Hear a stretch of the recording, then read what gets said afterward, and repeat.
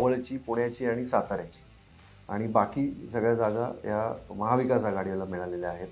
आगामी विधानसभेला जर जायचं असेल तर पश्चिम महाराष्ट्रामध्ये महाविकास आघाडीला काय करायला लागेल आणि महायुतीला काय करावं लागेल.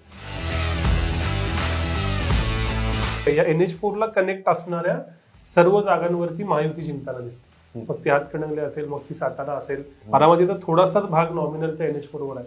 मग तो पुणे असेल, मावळ असेल, मग ते अगदी रायगड असेल, आणि मग ते पुणे, ठाणे, कल्याणपर्यंत जातं. तर खरं तर हे शहरी विरुद्ध ग्रामीण अशी ही निवडणूक झाली असं मला माझ्या मर्यादित आकलनात वाटतं. मी जर मोदी फॅन असेल किंवा मी BJP फॅन असेल तर माझा पर्स्पेक्टिव्ह ह्या सगळ्याकडे बघण्याचा वेगळा असेल, आणि कदाचित माझ्या अपेक्षाही त्या नरेटिव्हकडे बघण्याच्या वेगळ्या असतात. कारण आपल्याला सवय झाली आहे समाज म्हणून त्यांच्या क्लीन स्वीपला बघण्याची.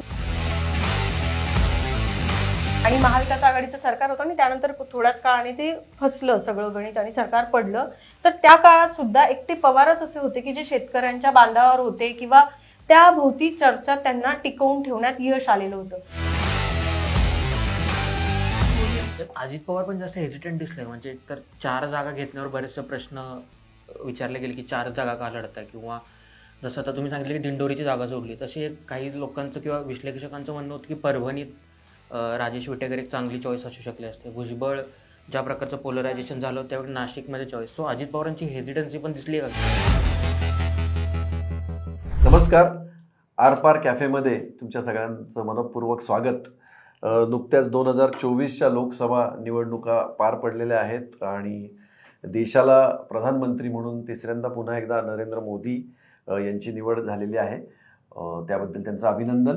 आणि आज या लोकसभा निवडणुकीच्या निमित्तानं आपण या लोकसभेच्या निकाल लागण्याच्या आधी, म्हणजे निवडणुकीचं मतदान झालं आणि निकाल लागला, हा जो मधला काळ होता, या मधल्या काळामध्ये देशामध्ये खूप मोठं वातावरण, जेवढं निवडणुकीचं नाही त्यापेक्षा एक्झिट पोल, ओपिनियन पोल आणि मीडिया यामधून मोठं वातावरण ढवळून निघालं. याच सगळ्या विषयांवर चर्चा करण्यासाठी, एकंदरीत निवडणूक कशी होती, निकाल कसा होता, ही चर्चा करण्यासाठी आज आपल्याकडे आरपार कॅफेमध्ये 2 विशेष पाहुणे, शिवप्रसाद, आपण त्यांना बोलवलेलं आहे. मी त्यांची ओळख करून देतो. पहिले आपले जे पाहुणे आहेत, खरं तर त्यांची ओळख करून द्यायची या दोघांची गरज नाही, कारण लाखो लोकांनी यांना निवडणुकीचं विश्लेषण करताना पाहिलेलं आहे. तरी एक फॉर्मॅलिटी म्हणून विनायक पाचलग आज आपल्याकडे आलेले आहेत. टोलेमी ही या नावाची त्यांची एक संस्था आहे आणि या संस्थेमधून ते data analysis, political analysis, political consultancy आणि तंत्रज्ञानाचा वापर करून पॉलिटिकल कन्सल्टन्सी हा त्यांचा एक व्यवसायाचा भाग आहे. आणि त्याचबरोबर यूट्यूबवर प्रसिद्ध असं थिंक बँक हे जे चॅनल आहे, हे देखील त्यांची निर्मिती आहे आणि त्या चॅनलमधून ते अनेक लोकांना बोलतं करत असतात. आज विनायक पाचलग, तुमचं खूप खूप स्वागत. थँक्यू. त्याचबरोबर आपल्या आज दुसऱ्या ज्या पाहुण्या आहेत त्या शीतल पवार, सकाळ पुणेच्या संपादक म्हणून त्या कार्यभाग पाहतात आणि त्याचबरोबर डेटा ॲनालिसिस, पॉलिटिकल नॅरेटिव्ह या सगळ्या गोष्टींचा प्रचंड अभ्यास, जे वेगवेगळे सर्वेज केले जातात सकाळच्या माध्यमातून, ते सगळे सर्वेज डिझाईन करणं, ते सर्वे करून घेणं, एक्झिक्यूट करणं आणि त्याचा डेटाचा अभ्यास करून वाचकांसमोर मांडण्याचं काम शीतल पवार करत असतात. आज आपण वेगळ्याच गोष्टीवर चर्चा करणार आहोत. आता सरकार आलेलं आहे, सरकार त्यांचं काम करेल, पण त्याच्या आधी एक ओपिनियन पोल आणि एक्झिट पोल असे 2 ज्या गोष्टी आहेत. विनायक, तुमच्यापासून सुरुवात करतो. ओपिनियन पोल आणि एक्झिट पोल हा जो एक प्रोसेस आहे, याबद्दल आपण बोलावं अशी आमची इच्छा आहे. नाही, मुळात म्हणजे आता बोलतानाचा एक ट्रेंड किंवा त्याचा कॉन्टेक्स्ट असा राहतो की बघा हे चुकतात किंवा बघा हे कसे बरोबर येतात. तर मूळ म्हणजे सॅम्पलिंग, स्टॅटिस्टिक्स हे काही आज आपल्याकडे नवं नाही. म्हणजे नेहरूंच्या कालावधीपासून चालू आहे. नॅशनल स्टॅटिस्टिक्स इन्स्टिट्यूट आहे आणि मुळात स्वतः देशातल्या बहुतांश गोष्टींचे निर्णय हे सॅम्पलिंग करून घेतले जातात. NSSचा डेटा येतो आणि त्याच्यावर पॉलिसीज ठरतात. सो हे फक्त राजकारण्यांसाठी चालतं, मीडियासाठी चालतं, हे आपण थोडं डोक्यातनं काढून टाकलं पाहिजे. ओके. सॅम्पलिंग करून एखाद्या मोठ्या वर्गाचं शीतावरून भाताची परीक्षा जशी म्हणतात तशी करायची आणि त्याच्यावरती बेस निर्णय घ्यायचा. ही जगन्मान्य प्रोसेस आहे. वेगवेगळ्या ठिकाणी ती चालवली जाते आणि ती पॉलिटिक्समध्येही चालते. हा पहिलं एक म्हणणं क्लिअर असलं पाहिजे की का हे केलं जातं. हा काही टीआरपीचा खेळ आहे, हाऊस आहे असं वाटत नाही. प्रत्येक राजकारणी व्यक्ती पक्ष हे ओपिनियन पोल करून घेतात खासगीत, त्याच्यानुसार निर्णय ठरवतात. हेवाना सर्वे एजन्सीजवरती तुमचं तिकीट मिळणार का नाही याची चर्चा या निवडणुकीत तर खूप झाली आणि कधी कधी सर्वे फसतातही. मुळात द वर्डिक्ट नावाचं प्रणव रॉय यांचं पुस्तक आहे. प्रणव रॉयांना खूप मानतात सगळीच जण मीडियामध्ये. तर त्यांनी या सगळ्याचा सविस्तर उहापोह केलेला आहे. सेफॉलॉजी म्हणजे काय, मेकॅनिझम काय असतं. अडचण काय होती की त्या मेकॅनिझम मध्ये आपण कुठेतरी कमी पडलो तर घोळ होतो. किंवा मला यावेळेला असं खूप जाणवलं की निरीक्षण बरोबर असतात पण त्याचे निष्कर्ष चुकीचे निघतात. डेटा महत्वाचं विधान आहे. हा म्हणजे डेटा खोटा बोलत नाही असं मलाही वाटतं. पण हा डेटा बघितल्यानंतर त्याचं इंटरप्रिटेशन कसं काढायचं. उदाहरणार्थ आपण जालना या लोकसभा कॉन्स्टिट्युएन्सीचं उदाहरण घेऊ. मला असं माहिती आहे की कमीत कमी 3-4 एजन्सीजनी असं बघितलेलं होतं की तिथली लढत एकदम काटेकी टक्कर आहे. पण मग त्यांच्यावरतीच प्रश्न निर्माण होतो ना की अरे एवढा मोठा सिटिंग एमपी आहे, 7-8 टर्मचा आहे, मंत्री आहेत, प्रदेशाध्यक्ष राहिलेत, आपला सर्वे चुकला तर मग जी 0.5% एज असती ती कोणाला दिली जाते. मिळालेल्या डेटाला कसं इंटरप्रिट केलं जातं ह्यातनं चुका होतात.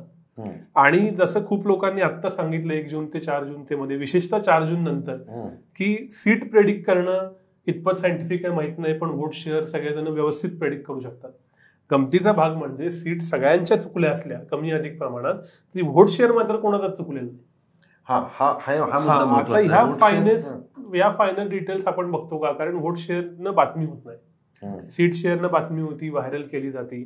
आणि जर का तुम्हाला सीट प्रत्येक ठिकाणची काढायची असेल तर त्या ठिकाणचा डेटा की जो स्टॅटिस्टिकली सिग्निफिकंट आहे, जे स्टॅटिस्टिक्स किंवा शीतल मॅडमही सांगू शकतील, तेवढा डेटा आपण घेऊ शकतो का. 1 कोटी सॅम्पल्सचा सर्वे, 10 कोटी सॅम्पलचा सर्वे, हे इतकं करणं खरंच शक्य आहे का. मग फोनवरून सर्वे केला जातो, IVR वरून सर्वे केला जातो. आता जर का माणसं इन पर्सनही खोटं बोलत असतील तर फोनवर का खरं बोलतील. पण मग असं कुठल्या मतदारसंघांच्या बाबतीत तुम्हाला स्पेसिफिकली असं जाणवलं की सर्वे करताना लोकांनी मत वेगळ्याला दिलंय पण तुम्हाला सर्वे करताना सांगितलं की आम्ही यांना मत. बारामती, माझा तर अनुभव बारामतीचा आहे. व्यवस्थित क्वांटिटेटिव्ह सॅम्पल घेतलेलं होतं. त्या क्वांटिटेटिव्ह सॅम्पल वरून सुनेत्रा पवार लिडिंग होत्या आणि 1 जून नंतर आमचे जे सर्वेवर गेलेले त्यांना त्यातले काही जणांचे फोन मेसेजेस आले की आम्ही असं ठरवलेलं यावेळी की सांगायचं अजित दादा आणि मत द्यायचं ताईंना, असे ऍक्च्युअल मेसेजेस आहेत. हे महत्वाचं विधान आहे खूप. आहे म्हणजे असं का केलं असेल त्यांनी, खूपच सर्वे सिरियसली घेतला की सर्वेने वातावरण चेंज होईल. सर्वे खूप झाले असं मी म्हणेन. एक तर आता आम्ही सगळे त्याचे पार्टी आहोत असं म्हणणं अयोग्य आहे, इतरांना कोणाला तरी नाव देणं. पण वॉक्सपॉप म्हणजे तुम्ही बघितलं असेल की जाऊन मत घ्यायचं आणि सर्वे यांचा खूपच म्हणजे काय म्हणायचं त्याला की भडीमार झाला की लोकांना असं वाटलं की अरे काय आहे, त्याच्यापेक्षा आपण आपलं मत सांगू. म्हणजे बारामतीमध्ये लोकांनी घाबरून असं सांगितलं की आम्ही घड्याळाला मत. आता घाबरून सांगितलेलं का हे शोधण्यासाठी वेगळा सर्वे करावा लागेल आणि तो सायंटिफिकली करावा लागेल. गंमत सांगतो की देशात 10,000-20,000 सॅम्पल घेऊन सुद्धा प्रेडिक्शन बरोबर येतात सीट शेअरची, आणि देशात 1 कोटी सॅम्पल घेऊन सुद्धा सीट कुणाला मिळणार वोट शेअरची बरोबर येतात हे ठरत नाही.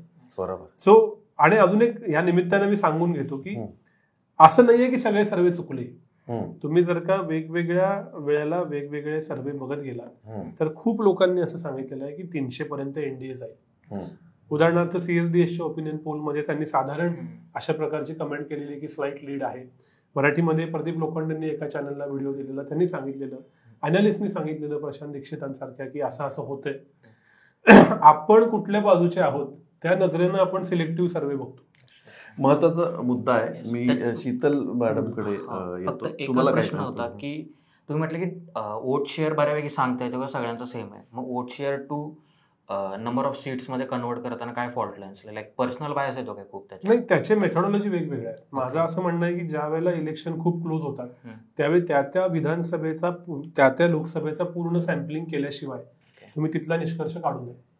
तर महाराष्ट्रामध्ये असं पकडू की आपल्याला 0.1% जरी सॅम्पल्स घ्यायचे तरी 12 लाखामध्ये निदान 12,000 किंवा 1200 तरी सॅम्पल घ्यावे लागतील. मल्टिप्लाइड बाय 48 60,000 सॅम्पल घ्यावे लागतील. हे माध्यम संस्था की ज्यांचे फील्डवरती रिपोर्टर आहेत हे वगळता किती संस्थांना परवडू शकतं, त्याचे किती पैसे देता येऊ शकतात, त्याचं युनिट इकॉनॉमिक्स काय आहे. यातनं मग असं म्हटलं जातं की ज्या बॅरोमीटर असणारे लोकसभा मतदारसंघ आहेत की तो मतदारसंघ जिथं जातो तिथं देश जातो असं जे स्टॅटिस्टिकली दिसलंय अशा ठिकाणी मग सॅम्पलिंग केलं जातं. वेगवेगळ्या ठिकाणी थोडं थोडं सॅम्पलिंग करून त्याचं कोरिलेशन केलं जातं. त्याच्यानंतर फोनवरनं करायची आता एक प्रथा आली आहे की फोनवरनं बोलायचं. तर हे रिअल मेकॅनिझम नाही आहेत. खरा सर्वे हा 30 प्रश्नांचा असतो. त्यात उत्तर एका प्रश्नाने नाही मिळत ना. बाकीच्या 10 प्रश्नात तुम्ही काय उत्तर दिलीत याच्यावरून तुम्ही किती खरं बोलताय का खोटं बोलताय हे ठरतं. त्यामुळे ओपिनियन पोल बरोबर आले पण एक्झिट पोल चुकले. कारण एक्झिट पोल मध्ये 30 प्रश्न नसतात. नाही, बऱ्याच वेळा परसेप्शन असं होतं की लोकांना असं वाटतं की सर्वे केला म्हणजे त्यांना विचारलं काँग्रेस की बीजेपी, पण तसं नाहीये. 30 प्रश्न आणि खूप संस्थांचे ना हे सर्वेचे प्रश्न इंटरनेटवर अवेलेबल आहे. असं काय नाही की हे फार सिक्रेट सायन्स आहे असं आणि काहीतरी हे फार वेगळं असं काही नाही.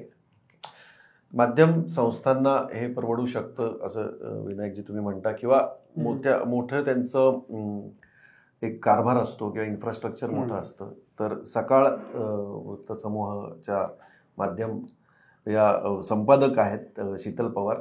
शीतल पवार, आपणही अनेक सर्वे आत्तापर्यंत केलेले आहेत, फक्त या लोकसभेचाच नाही पण याआधीही सकाळसाठी तुम्ही लीड केलेले आहेत बरेचसे सर्वे. म्हणजे सकाळच्या इथे सकाळचाच पहिला झाला होता. त्याच्यात असं होतं की महाविकास आघाडीला एज आहे बऱ्यापैकी जो झाला होता.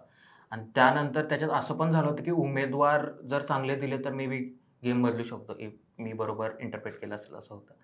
तर मग त्यानंतर तुम्हाला काय वाटतं काय बदललं किंवा त्यानंतरचं इक्वेशन कसं काय झालं? सकाळने 5 ते 6 सर्वेज वेगवेगळ्या वेळेस केले. म्हणजे विनायक जे म्हणला ना की इट्स अ सायन्स. म्हणजे आता त्याने बारामतीचं उदाहरण दिलं की बारामतीमध्ये आज काय हवा चालू आहे आणि आज मी जो प्रश्न तुम्हाला विचारला हेच उत्तर तुमचं उद्या असेल असं होत नाही. सो मल्टिपल फॅक्टर्स असतात जे उत्तरावर परिणाम करत असतात. त्यामुळे म्हणजे संस्था म्हणून जेव्हा आपण सर्वेक्षण करायचा निर्णय घेतो तेव्हा वेगवेगळ्या वेळेस म्हणजे विशेषतः तुम्हाला राजकारण किंवा अशा म्हणजे निर्णय अवलंबून आहे तुमचा त्या सर्वेच्या उत्तरावर, तर तुम्ही वेगवेगळ्या वेळी सर्वे घेतात तुमच्या गरजांनुसार. मग सकाळ म्हणून जेव्हा आम्ही राजकीय सर्वेक्षण केली तर जेव्हा 2 पक्षांमध्ये फूट पडली, पहिल्यांदा शिवसेनेत फूट पडली, त्याच्यानंतर सगळ्यात आधी महाविकास आघाडी सरकार बनलं तेव्हा सकाळने सर्वेक्षण केलं की अशी काही रचना बऱ्याच वर्षानंतर महाराष्ट्रात असं सरकार बनतंय की जिथे उद्धव ठाकरे आणि काँग्रेस राष्ट्रवादी की जे विरोधी विचारांचे पक्ष आहेत ते एकत्र येत आहे, तर महाराष्ट्राची जनता हे कसं परसिव्ह करते. त्यानंतर शिवसेनेत फूट पडली तेव्हा जनतेचा कौल कोणाकडे असेल, ठाकरेंकडे की शिंदेकडे, असा म्हणजे हा प्रमुख प्रश्न होता. पण नक्कीच त्याला इतर सबस्टिट्यूट प्रश्न होते. तर हा एक सर्वे केला. त्यानंतर राष्ट्रवादीमध्ये जेव्हा फूट पडली तेव्हा आम्ही पुन्हा एक सर्वे केला होता. त्यानंतर दरम्यान म्हणजे कसबा पोटनिवडणूक आणि हे सगळं सुरू होतं त्यावेळेस पण आम्ही एक सर्वेक्षण केलेलं होतं. जेव्हा उपमुख्यमंत्री म्हणून फडणवीसांनी शपथ घेतली, म्हणजे आधी ते सत्तेत सहभागी होणार नव्हते पण नंतर ते सहभागी झाले, तेव्हा सुद्धा फडणवीसांच्या आणि भाजपच्या या निर्णयाबद्दल काय वाटतंय याच्यावर पण आम्ही जनमताचा कौल घेतला होता. तर मला वाटतं की म्हणजे त्या ऑडियन्स पर्यंत जाताना प्रत्येक वेळी माणसाचं मत हे बदलत जाऊ शकतं आणि बदलतंच रादर. म्हणजे उदाहरणार्थ अगदी स्पेसिफिक उदाहरण द्यायचं तर ह्या फुटीमध्ये तुम्हाला कोणाच्या बाजूने तुम्ही आहात असं जेव्हा आपण विचारलं विशेषतः शिवसेनेमध्ये, तर लोकांनी सरसकट राग व्यक्त केलेला होता. पण त्यातल्या त्यात भाजपला मांडणाऱ्या पक्षाचं जे सॅम्पल होतं त्याच्यामध्ये राग व्यक्त होत नव्हता. ना तो राग अजित पवारांबद्दल व्यक्त होत होता न तो शिवसेनेच्या फुटीबद्दल व्यक्त होत होता. पण जेव्हा निवडणूक म्हणजे उमेदवारांचा प्रश्न तुम्ही विचारला की तेही आलेलं होतं की सिटिंग एमपीज बद्दल खूप अँटी इन्कम्बन्सी आहे आणि मल्टिपल कॅन्डिडेट्स बदलले गेले पाहिजे. मला वाटतं की हे आमच्या प्लॅटफॉर्ममध्ये आम्ही भरपूर ठिकाणी मांडलेलं पण होतं. तर जेव्हा ते तसं झालं नाही त्यानंतर जेव्हा निवडणुकीला सामोरं जाताना लोकांचा अंदाज घेतला तर मात्र मिश्र रिॲक्शन होती. त्यामुळे आजूबाजूची परिस्थिती काय आहे आज काय चर्चा होतीये, विनायकनी वॉक्सपोक्सचा उल्लेख केला. तर आजकाल काय झालंय ना की व्हॉट्सअप व्हायरल हे इतकं वाढलेलं आहे, त्यामुळे एखादा उदाहरणार्थ बारामतीचं स्पेसिफिक उदाहरण घ्यायचं तर धनगर मतांबद्दलचा म्हणजे पहिला जो कल आलेला होता बारामतीमधला की तेव्हा एवढं कास्ट पोलरायझेशन अगदी पहिल्या फेजमध्ये दिसत नव्हतं. बहुतेक तोपर्यंत सुनेत्रा पवारांची उमेदवारी ऑफिशियली जाहीर झालेली नव्हती. पण त्यानंतर जेव्हा हर्षवर्धन पाटलांच्या बाजूने सुळेंनी वक्तव्य केलं आणि एक वॉक्सपोकचा व्हिडिओ व्हायरल झाला की ज्यामध्ये ती व्यक्ती बाजारात बसलेली असं म्हणते की नाही ते आता आमच्या भरणे मामांबद्दल बोलले, आता धनगर समाज त्यांच्या विरोधात जाईल. तर मला वाटतं की हे असं प्रत्येक गोष्टीवर इतकं मायक्रो लेवलवर ते सेंटिमेंट पटपट फिरत होतं. तर आपण जे मत व्यक्त करतोय हे नेमकं कोणापर्यंत जातंय ही भीती सतत होती. त्याच नाही आणि इतर मतदारसंघ आहे की जिथे ही भीती ऑडियन्सला होती आणि त्यामुळे it was very difficult to predict. त्यामुळे ॲक्युरेट डेटा असेल तर तुम्ही प्रेडिक्ट करू शकतात. पण आत्ता पण म्हणजे इट्स व्हेरी रॉंग टू से की सगळं सरसकट चुकीचं आलेलं आहे. कारण म्हणजे मी विनायक इतकं शास्त्रशुद्ध पद्धतीत जात नाही की टक्केवारी बरोबर आली आणि जागांचं प्रेडिक्शन चुकलंय, त्याच्यामध्ये कन्फर्मेशन बायस असतो. पण म्हणजे 15 ते 16 जागा आजही महाराष्ट्रात अशा आहे की जिथे अत्यंत क्लोज इलेक्शन झाले. साधारणतः 8 जागी तर if I am not mistaken 9 जागी तर 3% कमी गॅप आहे. सो 16 लाख 15 लाख मतं होतात आणि त्यात 15,000ची पण गॅप नाहीये. तर हे सगळ्यांना मान्य आहे की कुठलाही सर्वे ह्याच्यात कसं प्रेडिक्ट करणार. इनफॅक्ट इलेक्शनच्या आधी आम्ही दोघं बऱ्याच जागांबद्दल एकमेकांचे अंदाज शेअर करत होतो. तो एक्झॅक्टली हाच आकडा होता. म्हणजे अरे 3%चं मार्जिन दिसतंय, अरे 2%चं मार्जिन दिसतंय. सो 2 आणि 3%च्या मार्जिनवर तुम्ही कसं देणार. मग तो जसं म्हणाला की मग जिथे म्हणजे दानवे पडतील असं मी म्हणणं हे धाडसाच आहे ना. जेव्हा मार्जिन 1-2% तेव्हा तुम्ही कॉल घेताय म्हणजे तुम्ही विश्लेषक म्हणून कॉल घेताय बोलणार. हा एक महत्त्वाचा म्हणजे हातकणंगले घ्या, सातारा घ्या, शिरूर घ्या, या सगळ्या ठिकाणी हा विषय होता. असं तुम्ही वरवर जात गेलात, अमरावतीची सीट घ्या, अहमदनगरची सीट घ्या, बीडची सीट घ्या. आता वायकर जर का 48 मतांना निवडून येत असतील, खूप इंटरेस्टिंग आहे. तर महाराष्ट्रातल्या कोणता अशी व्यक्ती असेल की जी धाडसानं म्हणेल की ही किंवा ही बाजू जिंकते. वायकरांना तसे वाईब्स पण दिले होते ना की ते खरंच रिलक्टंट आहेत का, त्यांना खरंच पण तरी गंमत बघा, ते रिलक्टंट असूनही ते जिंकले. एक्झॅक्टली, म्हणजे प्रेडिक्ट करण्याच्या बियॉन्ड आहे सगळं.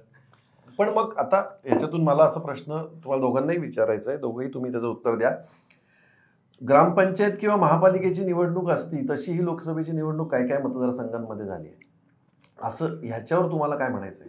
इलेक्शन जी लांबलेली निवडणूक होती ना, म्हणजे काय असतं की म्हणजे मला लोकांशी बोलताना असं जाणवलं प्रत्येक ठिकाणी की ही इलेक्शन आहे दाखवून द्यायचं आहे. आता हे दाखवून द्यायला संधीच नाही मिळाली कितीतरी ठिकाणी 2 वर्षात. आणि तो राग ना अक्युमुलेट होत गेलेला होता, तो सरसकट. म्हणजे इथे लोकांनी अजिबात विचार नाही केला की ही लोकसभेची निवडणूक आहे, आपल्याला खासदार निवडायचा आहे का पंतप्रधान निवडायचा आहे.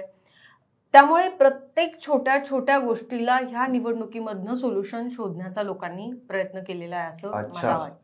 म्हणजे स्थानिक स्वराज्या ज्या लांबलेल्या होत्या त्याचा पण फटका याच्यात आहे. 100%. पुण्याचंच उदाहरण घ्या, काय मुद्दे होते चर्चेमध्ये. म्हणजे एव्हरीबडी वॉज सेइंग की कॉर्पोरेशनच्या इलेक्शन सारखी इलेक्शन होतीये.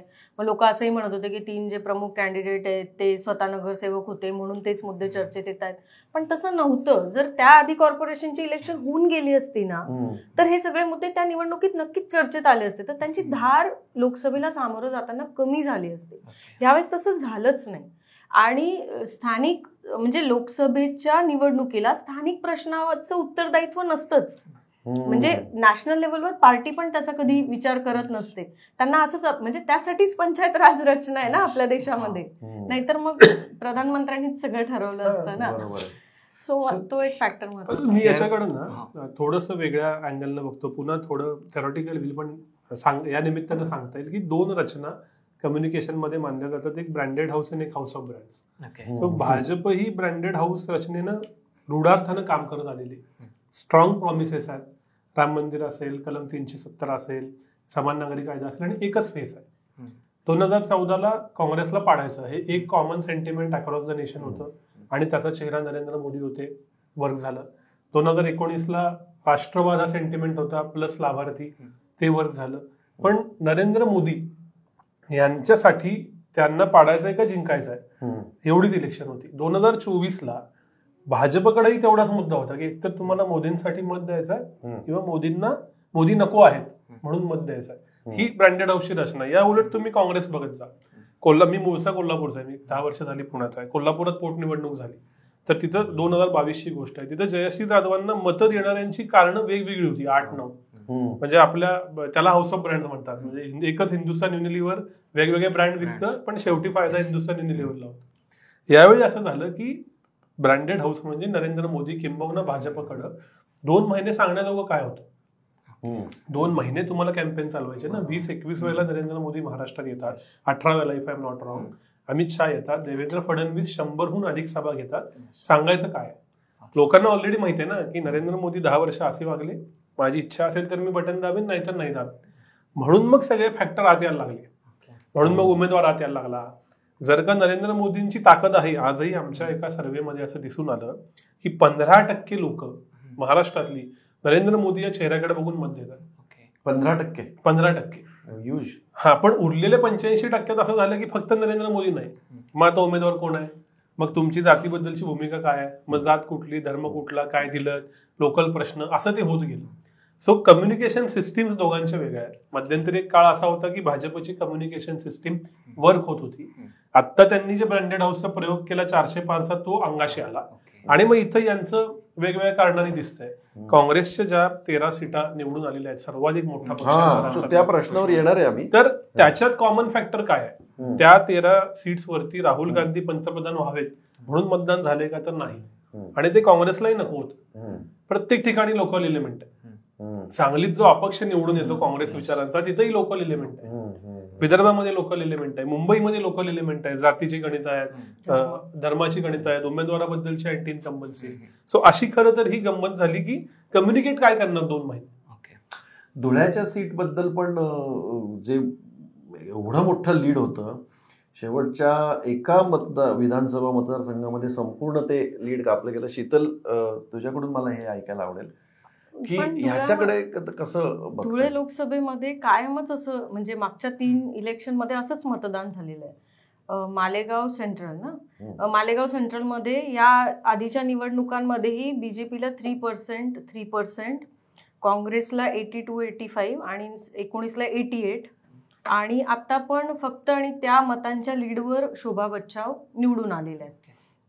ती पण तिथे, म्हणजे वन ऑफ माय फ्रेंड की जो त्या भागात काम करतो, त्याचं असंही म्हणणं आहे की गेल्या निवडणुकांपेक्षा हिंदूंची मतं वाढली, पण सबस्टॅन्शियल फॅक्टर हा मुस्लिम मतांचा धुळ्यामध्ये राहिला.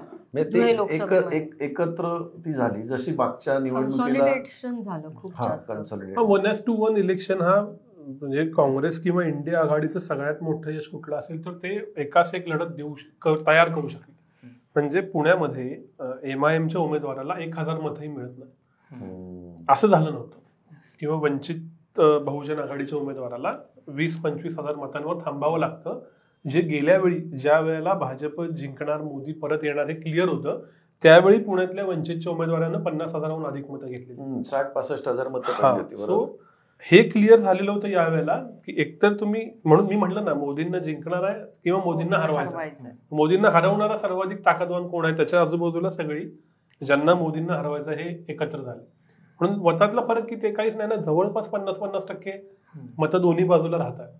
तरी पण 13 जागा अशा प्रेडिट किंवा मला माहित नाही, काँग्रेसच्या लोकांना पण माहित असेल की एवढ्या 13 जागा लागतील त्यांच्या महाराष्ट्रात. हा, काँग्रेस एक डार्क हॉर्स ठरलाय पक्ष असं वाटतंय का तुम्हाला? सगळ्यात जास्त जागा लागतील किंवा काँग्रेस पक्षाबद्दल खरं तर काँग्रेसकडे असं म्हणणं चुकीचं ठरेल. काँग्रेसचे पण एक मोठी यंत्रणा आहे देशामध्ये, पण काँग्रेस पक्षाला 13 जागा मिळाल्या, ह्या निकालाकडे आपण कसं पाहिलं पाहिजे? मला असं वाटतं म्हणजे की काँग्रेसची मतं पहिल्यापासून होती. गेल्या निवडणुकीतल्या मतांमध्ये देशातल्या, राज्यातल्या तर सोडूनच आहे, आणि आजच्या मतांमध्ये 2% वाढ आहे. त्यांनी योग्य त्या आघाड्या केल्या आणि वोट ट्रान्सफर झाली. म्हणजे मुंबईमध्ये आपल्याला दिसतंय की शिवसेनेची वोट काँग्रेसला ट्रान्सफर झालीत, काँग्रेसची वोट शिवसेनेला ट्रान्सफर झालीत, आणि एकाच एक लढतीत काँग्रेस राहिलं. मुळात त्याचा केडर कुठं हल्लेला, त्यांना मतच मिळत नव्हती असं नाही होत. आपल्याला मीडिया ओव्हरडोसमुळे असं वाटतं की आता काँग्रेस नाहीच आहे, पण काँग्रेसवाल्यांना असं वाटत राहतं ना की आता यावेळी नरेंद्र मोदी चालणारच नाहीये. तेव्हा काँग्रेस होती काँग्रेसला खात्री होती की एकाच एक लढत झाल्यामुळे फायदा होईल. बरोबर. आणि मग त्याला सहानुभूतीची जोड महाराष्ट्रातल्या उमेदवार चुकल्याची जोड, इथं मग ती लढत गेली. गंमत म्हणजे काँग्रेसनं ठरवून इलेक्शन हायपर लोकल केले आणि व्यवस्थित जिंकले. किंवा संविधान बदल आला. मुळात आपण काय गृहीत धरतो ना की आपला हा बायस आहे की आपण काँग्रेस लढतच नाही असं म्हणतो, पण त्या वेळेला काँग्रेस लढत आले ना. म्हणजे उदाहरणार्थ त्यांचे जे स्थानिक प्रमुख नेते आहेत त्यांनी तिथल्या निवडणुका अत्यंत समरसून लढलेल्या आहेत. मग ते सोलापूर असेल, कोल्हापूर असेल, सांगली असेल, लातूर असेल, नांदेड असेल, अमरावती असेल, नागपूर असेल. नागपूरमध्ये सुद्धा खूप एकत्र आली लोक. त्यांना जेव्हा असं दिसायला लागलं की अरे यावेळी देशाचा मूड बदलू शकतो, त्यावेळी सगळ्यांनी खूप. आणि 10 वर्ष सत्तेतून बाहेर राहिल्यानंतर आपल्याला आता काही करून यावेळेला सत्तेत आलं पाहिजे ही भावना प्रबळ असते ना कार्यकर्त्यांच्यात, पण ते पण चार्ज असतात. आता आपण म्हटलं की मोदींना हरवायचे म्हणून एकत्र आले, बरोबर. आणि तुम्ही दुसरं वाक्य असं पण होतं की काँग्रेसला तेवढं दाखवलं नाही मीडियामध्ये किंवा काँग्रेसचं मीडिया परसेप्शन असल्यामुळे आपल्याला असं वाटलं की काँग्रेस संपली. मग तसं राहुल गांधीच्या बाबतीत पण झालं की राहुल गांधींची मे बी करिश्मा असेल पण तो दाखवला गेला नाही. म्हणजे फॉर एक्झाम्पल त्यांचं ते भारत जोडो यात्रा जिकडून गेले तिकडे त्यांचा खूप चांगला स्ट्राईक रेट आहे. पुन्हा भारत जोडो न्याय गेले तिकडे पण चांगला स्ट्राईक रेट आहे. सो त्यांना पण अंडर एस्टिमेट केला असं होतं का? मला म्हणजे मीडियातलं एक व्यक्ती काम करणारा, ते पण अल्टरनेट मीडियातला, म्हणून असं वाटतं की आता म्हणजे म्हणणं धाडसाचं ठरेल, कोणत्याही एका मीडियाकडे अशी ताकद नाही उरली की ते दाखवतील किंवा दाखवणार नाही. अल्टरनेट मीडिया एवढे झालेत आणि अल्गोरिदम हा इतका मोठा बॉस आहे की जे मांडायचं आहे ते प्रत्येकापर्यंत पोहोचत राहील. म्हणजे राहुल गांधींची यात्रा पोहोचली का तर हो पोहोचली, नरेंद्र मोदी पोहोचले का तर पोहोचले. सर्व गोष्टी पोहोचवणं इतपत डेमोक्रेटायझेशन आपल्या माध्यमांचं झालेलं आहे. त्याच्यात विरोधातला विचार असेल, त्याच्यात ध्रुवराठी उदाहरणच घेऊन बोलायचं झालं तर ध्रुवराठीचे खूप व्हिडिओ चालतात, रवीश कुमारांचे व्हिडिओ चालतात, इकडच्या बाजूचेही व्हिडिओ चालतात. सो एका लिमिट नंतर माध्यमांच्या हातात खूप काही होतं आणि माध्यमांनी एखाद्याची बाजू घेतली म्हणून घडलं. अशी परिस्थिती भारतात आहे असं मला विनम्रपणे सांगावं असं वाटतं की नाहीये. प्रत्येकासाठी माध्यम ओपन आहे आणि ज्या कंटेंटमध्ये पोटेन्शियल आहे तो चालतो, तो लोकांपर्यंत पोहोचतोच. 14 नंतरची पहिलीच इलेक्शन्स होती, बरोबर, मोठ्या प्रमाणात झालेली, आणि सांगितलं की शिवसेना खरी कोणाची आणि राष्ट्रवादी खरी कोणाच्याचा निकाल लागेल. तर आता शिवसेनेच्या बाबतीत इंटरेस्टिंग असं सांगतायत की खरा निकाल लागलाय. उद्धव ठाकरे गटाचं म्हणणं आहे की त्यांच्या जादा सीट्स आल्यात इन जनरल, सो त्यांची खरी शिवसेना. पण टोटलमध्ये बघितलं तर एकनाथ शिंदे आणि उद्धव ठाकरे यांची 13 ठिकाणी फाईट झाली आणि एकनाथ शिंदे 7 ठिकाणी पण जिंकले. मग ह्या रिझल्टने निकाल लागलाय का तसा, किंवा निकाल लागणं म्हणणंच खूप असं क्लिशे होईल का की एवढा निकाल लागू शकत नसतो? मला वाटतं की इलेक्शनच्या पूर्वी आणि अगदी निवडणुकीचे पहिले कल हातात यायला लागले तेव्हा सरसकट उद्धव ठाकरे यांना एज मिळते ॲज अ शिवसेना म्हणून, हे खूप स्पष्ट होतं. कारण शिवसेनेच्या फुटीनंतर आणि अगदी निवडणुकीपर्यंत ज्या पद्धतीने शिवसेना आपल्या परीने वातावरण निर्मिती करत होती, म्हणजे त्यांच्या संपूर्ण अगदी पोटनिवडणुकीमध्ये किंवा पहिल्या फेजपर्यंत पण आदित्य ठाकरे आपापल्या परीने जनसंपर्क असेल किंवा सगळ्या अभियानाचा चेहरा ते होते आणि सभा ते अटेंड करत होते. म्हणजे रामटेकची एकमेव जागा त्यावेळेस शिवसेनेची होती. त्यानंतर मात्र उद्धव ठाकरे म्हणजे मैदानात आल्यासारखं आपण म्हणूयात आणि त्यांनी त्यांच्या सगळ्या प्रचाराला आणि त्यांच्या मांडणीला सुरुवात केली. त्यानंतर त्यांना म्हणजे जी सहानुभूती एनकॅश करण्याचा मुद्दा होता, मला वाटतं की त्या बाबतीमध्ये त्यांनी आघाडी घेतली शिंदेपेक्षा. निकालानंतर आपण असं म्हणू शकतो की शिंदेंनी त्यांच्या पद्धतीने जे काही इलेक्शन हँडल केलं त्यात त्यांना बरं यश मिळालं. पण निकालानंतर जेव्हा आपण याच्याकडे बघतोय तर मला वाटतं की शिवसेनेचा कसा निकाल लागला आणि कोण कोण खोटं असं सरसकट ह्या निकालाकडे बघण्यापेक्षा ह्या निवडणुकीच्या निकालाने उद्धव ठाकरे आणि एकनाथ शिंदे यांचा इन्फ्लुएन्स एरिया फिक्स करून दिलाय. म्हणजे मराठा बहुल भागामध्ये झालेल्या म्हणजे ज्या आंदोलनाची धग जिथे सर्वाधिक होती त्या भागामध्ये झालेल्या निवडणुकांकडे आपण बघितलं तर संदीपान भुमरेचा निकाल हा आश्चर्यजनक वाटला अनेकांना.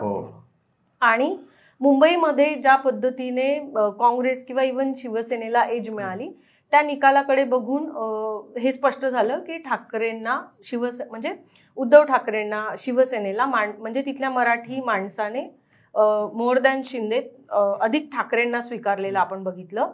तर शिंदेचा जो इन्फ्लुएन्स एरिया आहे, मग ठाणे असेल, कल्याण असेल, इथे मात्र भाजपच्या साहाय्याने, तिथेही मी म्हणणार नाही की फक्त शिंदे होते म्हणून, शिंदेंनी आपलं गड राखलेला आपण बघितलेला आहे. सो त्यामुळे मला वाटतं की ह्या दोन्ही नेत्यांचं कुठे इन्फ्लुएन्स चालणार आहे हे ह्या इलेक्शनने खूप क्लिअर कट सिग्नल दिलेला आहे आपल्याला. मग यवतमाळ वाशिमच्या जागेबद्दल बोललो तर तिथे राठोड उमेदवार म्हणजे स्ट्रॉंग तिथले आमदार आहेत. तिथे बंजारा समाजाची संख्या खूप मोठी आहे आणि कदाचित त्यामुळे शिंदेंना एज मिळेल असं वाटत होतं.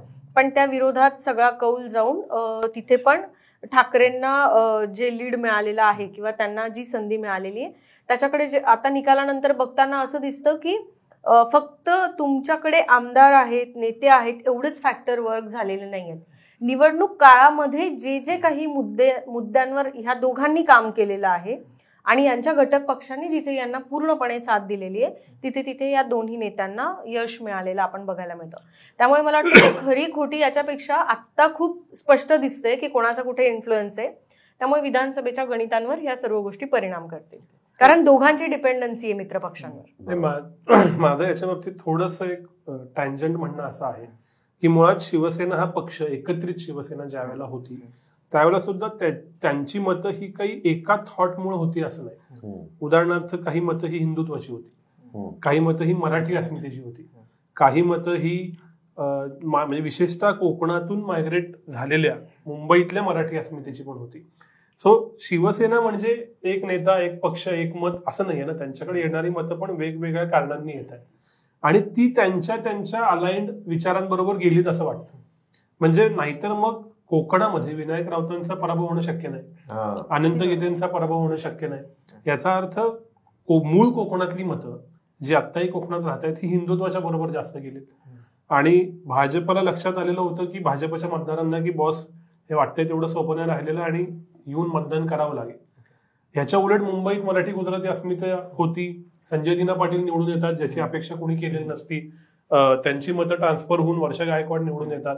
सो जिथं जिथं तिथला मतदार कसा ऍक्ट झालाय. ठाणे कल्याणची मतं कदाचित हिंदुत्वाची जास्त होती, पण ठाण्याला असणारा इतिहास आहे त्यातला हिंदुत्वाचा आणि मराठवाड्यामध्ये जिथं सीट निवडून येतात तिथं ती अस्मिता ऍक्ट होताना दिसती. सो ह्याच्यात पुन्हा उमेदवारांचं कॉम्बिनेशन आहे की कुठं कसा उमेदवार वर्क होतोय. ज्या वेळेला डॉमिनंट कास्टचे तिथले उमेदवार दिलेले आहेत तिथं त्यांना फायदा होताना दिसतो. आपल्याला कळतं एवढंच की त्या शिवसेनेच्या मतदारांनी त्यांच्या विचाराला धरून त्यांचा पक्ष म्हणजे आयदर इंडिया किंवा एनडीए निवडलेला आहे. तो अधिक कसा इव्हॉल्व्ह पुन्हा विधानसभेला उमेदवार देताना तिथं कोणती कास्ट असणार, कोणता फॅक्टर प्रभावी करणार याच्यावर ठरेल. विनायकच्या मुद्द्याला अजून म्हणजे थोडं सोपं करून सांगायचं असेल तर विनायक असं सांगू बघतोय की हिंदुत्वाच्या मुद्द्यावर जास्त साथ ही शिंदेंना मिळाली आणि मराठी अस्मितेच्या मुद्द्यावर आणि त्यांनी जे सॉफ्ट हिंदुत्व म्हणजे ठाकरेंवर ते आरोप पण झाले की आमचं हिंदुत्व वेगळं आहे, सेक्युलर हिंदुत्व वगैरे अशा दिशेने ते महाविकास आघाडीच्या फॉर्मेशन पासून गेले. तर त्या विचाराला साथ मिळालेली ही म्हणजे असा मांडणाऱ्या वर्गाने ठाकरेंना साथ दिलेली आपण बघतोय. तर मला वाटतं की त्यामुळे खरी शिवसेना, खोटी शिवसेना आपण कुठल्या नजरेने बघतोय. म्हणजे तुम्ही हिंदुत्वाच्या चष्म्याने पाहिलं तर मग तुम्हाला शिंदेंनी जे केलं ते योग्य वाटेल, तुम्ही दुसऱ्या चष्म्याने पाहिलं तर तुम्हाला ठाकरेंचं बरोबर वाटेल. पण म्हणजे त्यांचा इन्फ्लुएन्स एरिया आणि हा म्हणला तसा त्यांचे मुद्दे हे ह्या निकालाने स्पष्ट. म्हणजे मी अजून एक टँजंट देतो शिवसेना भाजपचा. आपण आता भाजपच्या नजरेने या सगळ्याकडे बघू. तुम्ही जर का मे 2019चा भाजप बघितला तर तो 41 वर होता. त्याचं व्होट शेअर जवळपास 50 पर्यंत जात होतं. तर त्यांना त्यावेळेला असं वाटेल की फुटायचीच गरज नव्हती.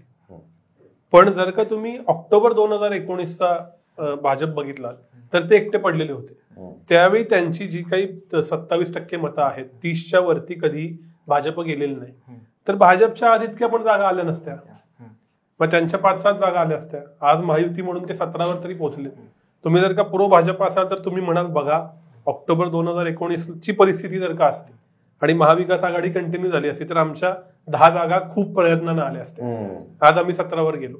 तुम्ही जर का शिवसेनेच्या बाजूचे असाल तुम्ही म्हणाल उद्धव ठाकरेंना सोडताच कामा नव्हतं. जे काही बंद खोलीत झालंय ते कुणाला आता ते त्या तिघांना सोडून कोणालाच माहित नाहीये. ते तुम्ही आधीर केलं असत तर 41 वर राहिला असतात. सो तुम्ही कुठल्या बाजूचे आहात, तुमच्या मनातला छोटासा सुद्धा बायस कुठं आहे, याच्यावर तुम्ही या फुटीच्या सगळ्या प्रकरणांकडे कसं बघाल असं मला वाटतं. प्रामाणिक त्याला कन्फर्मेशन बायस असं कीवर्ड. Confirmation bias. आता याच्यामध्ये उमेदवारांच्या वरून असं बोललं जातं की खरं तर एनडीए जिंकलं, त्यांचं स्वतः सरकार पण आलेलं आहे, पण तरी देखील एनडीए हारलंय अशी एक परसेप्शन देशामध्ये क्रिएट झाली. किंवा शरद पवारांनी लगेचच निकालाच्या दिवशी दुपारपासून असं एक वातावरण तयार केलं की आता इंडिया आघाडीचं सरकार येतंय आणि जिंकून सुद्धा हारल्याची भावना एनडीएच्या घटक पक्षांमध्ये आणि कार्यकर्त्यांमध्ये किंवा मीडियामधून तसं बातम्या आल्यामुळे तयार झाली. याकडे कसं पाहता तुम्ही? याची सुरुवात निकाल लागण्यापूर्वीच झालेली होती ह्या नरेटिव्हची, की म्हणजे तुम्ही योगेंद्र यादवांचे व्हिडिओ बघितले असतील किंवा म्हणजे आपण असं भेदभाव नको करायला की एका गटाने केलं आणि दुसऱ्या गटाने केलं, पण मला वाटतं की निवडणुकीच्या निकालापूर्वीच हे सांगायला सुरुवात झालेली होती की हे बहुमतात जरी नाही आले तरी हे हरल्यासारखे असतील, यांचा वोट शेअर जरी कमी झाला तरी ते भाजपची हार असेल. मला वाटतं की हा जे मगाशी म्हणाला की भाजपने ज्या पद्धतीने, म्हणजे ते निवडणूक एनडीए म्हणून लढत होते पण त्यांचं नरेटिव्ह मोदी की गॅरंटी असं होतं, आणि निवडणुकीच्या निकालानंतर आता आपण त्यांच्या म्हणजे अर्थातच मोदी पंतप्रधान बनतायत, एनडीएचे तेच नेतृत्व करणार आहेत, हे सगळं मान्य केलं तरी आता सगळं जे नरेटिव्ह आहे त्यांच्याकडनं मांडलेलं ते गठबंधन सरकार, एनडीए सरकार असं आहे. तर त्यामुळे मला वाटतं की त्याला काउंटर म्हणून म्हणा किंवा त्यांना हरवण्याची भावना अधिक तीव्र असल्यामुळे म्हणा, त्यांच्या जागा कमी होत आहेत, त्यांचं सीट शेअर कमी होणार आहे किंवा अगदी त्यांची मार्जिन कमी होणार आहे, ह्या गोष्टी या नरेटिव्हची सुरुवात निकालापूर्वीच झालेली होती.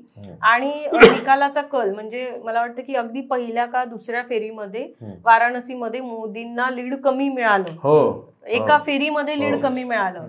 ती बातमी पुढचे 3-1 तास लाईव्ह होती. म्हणजे मोदी एका फेरीमध्ये सुद्धा मागे जाऊ शकत नाहीत आणि तसं झालं असेल तर ती सुद्धा हार आहे, हे नरेटिव्ह इतकं स्ट्रॉंग होतं. मला वाटतं की याच्यामध्ये विरोधकांनी हे खूप ताकदीने लावण्यापेक्षा ज्या ताकदीने गेल्या 2 निवडणुकीने भाजप लढलंय आणि त्यांना यश मिळालेलं आहे, त्यानंतर ज्या इतर राज्यांच्या निवडणुका झाल्या, म्हणजे कर्नाटकमध्ये सगळं तपशील कदाचित विधानसभेला मायनस गेलं असेल, पण राजस्थानचे निकाल बघा विधानसभेचे, म्हणजे जिथे जिथे त्यांना यश मिळतं तिथे तिथे ती क्लीन स्वीपच असते. हे नरेटिव्ह किंवा अशी कृती त्यांच्याकडनंच गेले 10 वर्ष आपण समाज म्हणून अनुभवतोय. त्यामुळे आताही असं वाटणं खूप स्वाभाविक आहे. परत हा म्हणाला तसं की मी जर मोदी फॅन असेल किंवा मी बीजेपी फॅन असेल तर माझा पर्स्पेक्टिव्ह ह्या सगळ्याकडे बघण्याचा वेगळा असेल आणि कदाचित माझ्या अपेक्षाही त्या नरेटिव्हकडे बघण्याच्या वेगळ्या असतील, आणि जर मी नसेन तर परत माझा पर्स्पेक्टिव्ह त्याच्याकडे बघण्याचा वेगळा आहे. पण मला वाटतं की याची सुरुवात खूप आधी झाली होती आणि निवडणूक निकालानंतर, कारण आपल्याला सवय झाली आहे समाज म्हणून त्यांच्या क्लीन स्वीपला बघण्याची, म्हणून आपल्याला ते कमी वाटतं.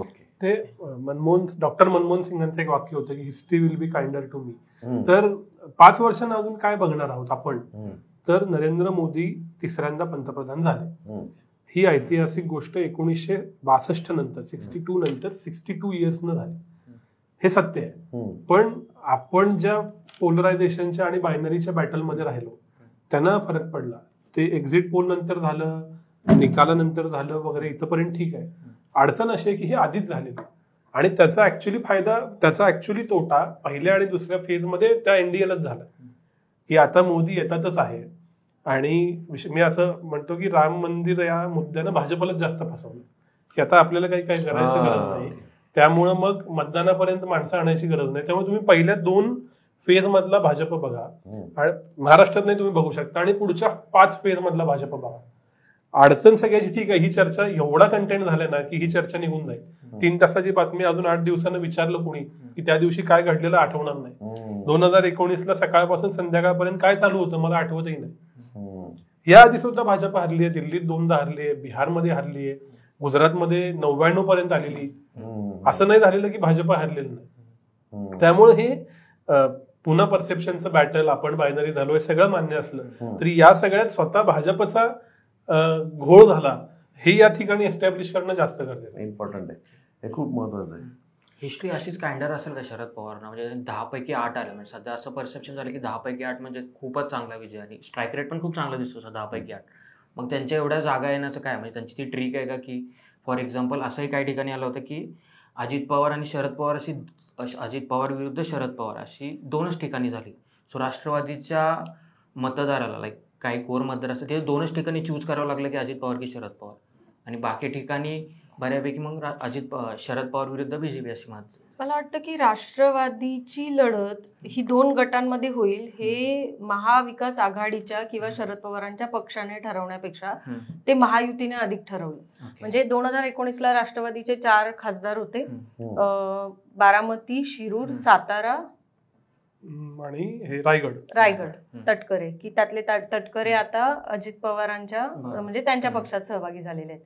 त्यामुळे महाविकास आघाडी म्हणून जेव्हा निर्णय करायची वेळ आली तेव्हा ह्या 3 जागा की जे 3 खासदार होते तिथे राष्ट्रवादीने नक्कीच आपले उमेदवार दिले, आणि इतर जागांची निवड यापूर्वीचा त्यांचा इन्फ्लुएन्स कसा होता, उदाहरणार्थ माढ्याची जागा की जी स्वतः शरद पवार यापूर्वी लढलेले आहेत, मोहिते आणि त्यांचं एक वेगळं इक्वेशन यापूर्वी महाराष्ट्राने अनुभवलेलं आहे, भिवंडीमध्ये यापूर्वी कधी म्हणजे काँग्रेस राष्ट्रवादीने जिथे जिथे आघाडी म्हणून ऑल्टरनेट केलेलं होतं, मग रावेरची जागा असेल की 14ला बहुतेक तिथे काँग्रेस लढली होती पण 19ला तिथे राष्ट्रवादी लढली होती. तर हा महाविकास आघाडीने आपल्याला कुठे उमेदवार चांगले मिळू शकतात आणि आपला इन्फ्लुएन्स काय असा निर्णय घेतला. भारतीय जनता पक्षाकडनं पुरेपूर प्रयत्न असा झाला की जिथे राष्ट्रवादीचा उमेदवार आहे तिथे विरोधात राष्ट्रवादीचाच उमेदवार दिला गेला पाहिजे. त्यामुळे जी पारंपरिक जागा युती म्हणून शिवसेनेची होती शिरूरमध्ये, त्यांच्याकडे कॅन्डिडेट पण होते आढळराव पाटील, तरी सुद्धा त्यांना राष्ट्रवादीमध्ये प्रवेश करून मग त्यांना तिथे अमोल कोल्हेंच्या विरोधात उमेदवार केलं गेलं. बारामतीमध्ये पण तसाच प्रयत्न झाला. बारामती, साताऱ्यामध्ये पण तोच प्रयत्न करण्याचा, धाराशिवमध्ये पण एक्झॅक्टली तेच केलं. साताऱ्यातही तेच करायचं होतं, पण उदयनराजे रिलक्टंट होते राष्ट्रवादीमध्ये प्रवेश करायला, म्हणून ती जागा तिथे भाजप लढलं. त्यामुळे मला वाटतं की शरद पवारांनी याच्यामध्ये म्हणजे ह्या 2च याच्यात लढत व्हावी अशी मुत्सद्दीगिरी दाखवण्यापेक्षा यामध्ये महायुती म्हणून जास्त आघाडी घेतली होती असं किमान बाहेरून बघताना आपल्याला दिसतं. शरद पवारांना मिळालेल्या जागांचा फायदा जो आपण म्हणतो तर त्याच्यामध्ये भरपूर सारे मुद्दे आहेत की जे त्यांच्या फायद्याचे किंवा तोट्याचे ठरलेले दिसतात. एक म्हणजे सहानुभूती, शेवटपर्यंत सगळ्या ठिकाणी त्यांनी स्वतःहून केलेला प्रचार, त्यानंतर उमेदवारांची निवड, म्हणजे बारामती वगळून देऊयात आपण, पण इतर ठिकाणी ज्या पद्धतीने उमेदवारांची निवड केली गेली आणि त्यांना महाविकास आघाडी म्हणून बळ दिलं गेलं.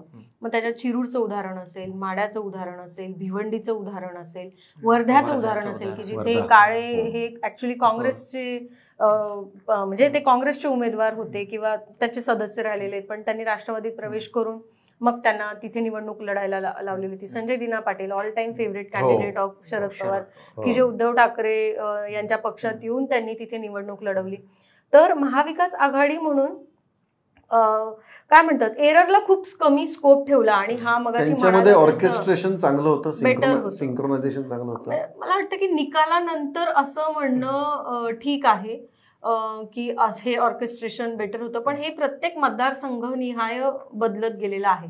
आणि म्हणजे महायुतीमध्ये हे चांगलं नव्हतं असं म्हणण्याचा वाव जास्त का राहतो, कारण महायुतीमधल्या घटक पक्षांमध्ये भाजपला मिळालेलं यश आणि त्यांच्या घटक पक्षांना मिळालेलं यश या आकड्यांमध्ये खूप तफावत आहे ना. म्हणजे एकनाथ शिंदे अजित पवार हे मुळातच अर्धाच म्हणजे पक्षाची ताकद घेऊन सहभागी झालेले आहेत, आणि आपल्या पक्षाला ऑलरेडी 105 जागा विधानसभेला मिळालेल्या आहेत. आता परत पुन्हा काहीतरी प्रयोगाने का असेना पण आपलं सरकार राज्यात आहे, देशात आपलं सरकार आहे, अशा वेळी कार्यकर्त्याच्या अपेक्षा असतातच ना. आणि त्यामुळे जेव्हा हा सत्तेचा वेगळा प्रयोग झाला तर त्याबद्दल त्यांच्यामध्ये नाराजी असणं स्वाभाविकच आहे.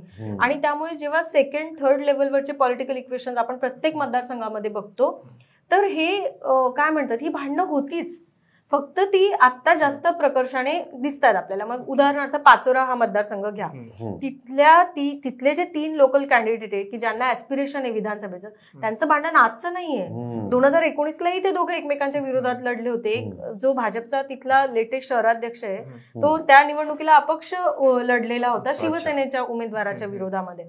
त्यामुळे ही भांडणं होतीच, फक्त मला वाटतं की आता इतकी क्रुशल इलेक्शन असताना ते दिलजमाई घडवून आणणं अधिक चांगल्या पद्धतीने महाविकास आघाडीमध्ये ते चांगल्या पद्धतीने केलं असं म्हणण्यापेक्षा अस्तित्वाच्या लढाईमुळे कार्यकर्त्यांमध्ये करो या मरो ही जी भावना होती ना ती जास्त तीव्र होती भाजपपेक्षा. आणि भाजपच्या याच्यामध्ये मला असं वाटतं की आपली जादूची कांडी फिरून जाते. There will be something which will work in his favour. ही भावना कुठेतरी ना कार्यकर्त्यामध्ये जास्त जाणवते. मी उलट म्हणेन की उलट नाही म्हणणार, मी असं म्हणेन की अरिथमॅटिक आणि केमिस्ट्रीतला फरक आहे. काय सगळ्यांचं ध्येय काय होतं, 50.1 51 पण नाही 50.1% मी कसं मतं मिळवणार. मग भाजप 30ला आहे समजा, काही मतदारसंघात 40ला आहे, पुण्यात समजा 50ला ऑलरेडी असेल 45, तर उरलेले कसे ओढायचे. त्यात शिवसेनेबरोबरची केमिस्ट्री इतक्या वर्षाची असल्यामुळं ज्यांना शिफ्ट व्हायचं होतं त्यांच्यासाठी ते एकदम नॅचरल होतं. म्हणजे फिलॉसॉफिकल पातळीवरती कितीही आपण म्हणा की असं फिलॉसॉफिकल वर काही नसतं, पण लोक विचार करतात, त्यांना शिवसेनेच्या मतदारांनी भाजपला मत देणं याच्यात काही गिल्ट नव्हतं.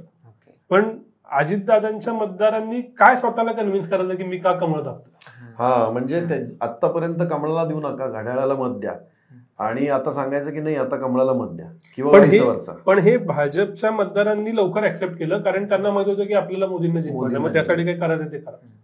सो ह्या कन्व्हिन्सिंग मध्ये मुळात ते कन्व्हिक्शन राष्ट्रवादी म्हणजे आता जी अजित पवारांची राष्ट्रवादी आहे त्याच्यामध्ये वरपासून खालीपर्यंत आहे का असं आता बघितल्यावर वाटतं. हे रेट्रोस्पेक्टिव्ह आहे, हे खरं आहे, पण ह्या रेट्रोस्पेक्टिव्ह वरती विधानसभेला काय होईल हे कळणार आहे, म्हणून हे बघायला पाहिजे.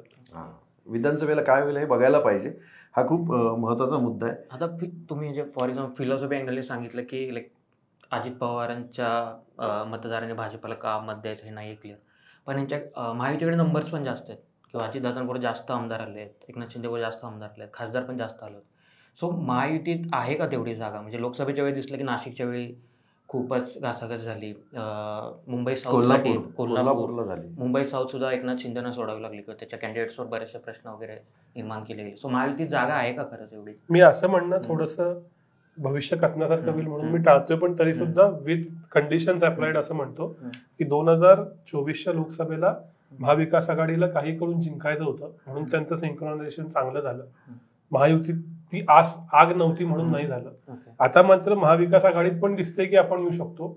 आता दोन्हीकडे इक्वल काय खेचाखेची होईल, इक्वल बंडखोरी होईल असं मला वाटतं, कारण इकडच्यांनाही आता वाटेल की अरे मी जिंकू शकतो. म्हणजे महाराष्ट्राच्या विधानसभेच्या म्हणजे जसं लोकसभेचं झालं की वाटलं होतं वेगळं किंवा लोकांना वाटत होतं वेगळं, पण महाराष्ट्रात वेगळं घडलं.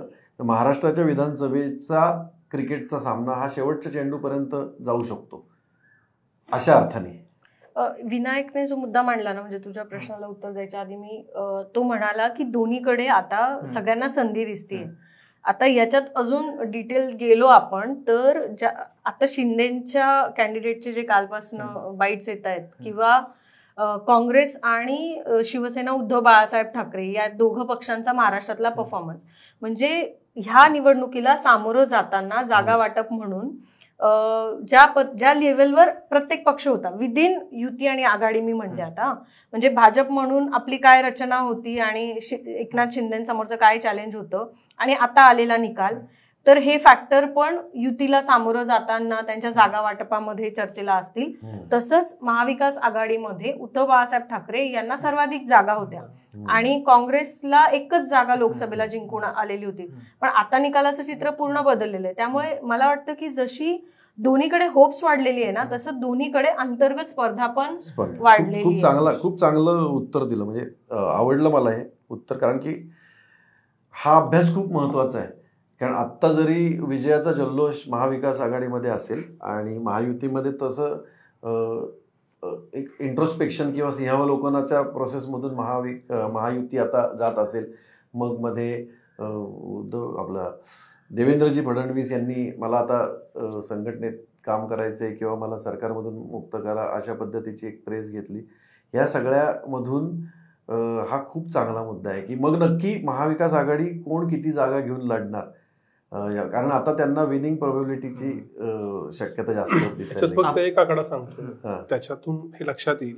असं वाटू शकतं की 17 विरुद्ध 31 30+1 एका वन साइडेड महाविकास आघाडीचं पॉझिटिव्ह मिळालेलं आहे. महाराष्ट्रामध्ये लोकसभेला. पण तुम्ही जस्ट विधानसभेचे नंबर्स बघितलेत, काल परवा बघितले त्याच्यातनं की आजही 130हून अधिक विधानसभेत, मी एक्झॅक्ट आकडा चुकत असेल, लीड महायुतीला मिळाले. अच्छा. सो 144चा जर का गोल्डन नंबर असेल तर 131 132 विधानसभेत आजही तिथल्या महायुतीच्या उमेदवारांना विजय मिळवलाय त्या विधानसभेपुरता, आणि कुठल्या तरी दुसऱ्या मतदारसंघात तो हल्लाय. त्यामुळे आता काहीतरी 80-90 वर महायुती आली आहे आज, आणि आता 200 जागी महाविकास आघाडीला लीड मिळालंय, असं काही झालेलं नाही. मग अशी धुळ्याचं उदाहरण दिलं, तिथल्या 4 मतदारसंघात 5 मतदारसंघात महायुती पुढे आहे आणि एकाच मतदारसंघात महाविकास आघाडी पाठीमागे आहे, आणि सॉरी एकाच मतदारसंघात महायुती विनायकच्या याला अगदी 100% मी सहमत आहे त्याच्या मुद्द्याला. म्हणजे तो धुळ्याबद्दल बोलला, इव्हन नंदुरबार, म्हणजे अगदी उत्तर महाराष्ट्रातले आपण फक्त मतदारसंघ घेतले तर जिथे जिथे महायुतीचा आमदार आहे किंवा दिंडोरीची जागा असेल, पण आता दिंडोरीची जागेवर जायला नको, नाही तर महायुतीचं जास्त डिसेक्शन होईल. पण आता नंदुरबारची जागा, की त्या जागेवर कायम गावितांना नंदुरबार आणि शिरपूर या 2 जागांवर मोठं लीड मिळालेलं होतं. त्यामुळे साक्री, नवापूर इथनं त्यांना जो फटका बसायचा तो भरून निघायचा. पण ह्या निवडणुकीला जिथे काँग्रेसचे MLA आहेत ते अक्कलकुवा, नवापूर, शहादा आणि साक्री, इथे मॅसिव्ह लीड मिळालं काँग्रेसला, की जिथे त्यांचा ऑलरेडी इन्फ्लुएन्स आहे आणि इथे नाराजी आहे गावितांबद्दल, असं इव्हन निवडणुकीच्या वेळेस पण बोललं जात होतं. पण म्हणून त्यांचं नंदुरबार आणि शिरपूर मधलं लीड कमी झालंय किंवा तिथे त्यांना लीडच मिळालं नाही असं बिलकुल नाहीये.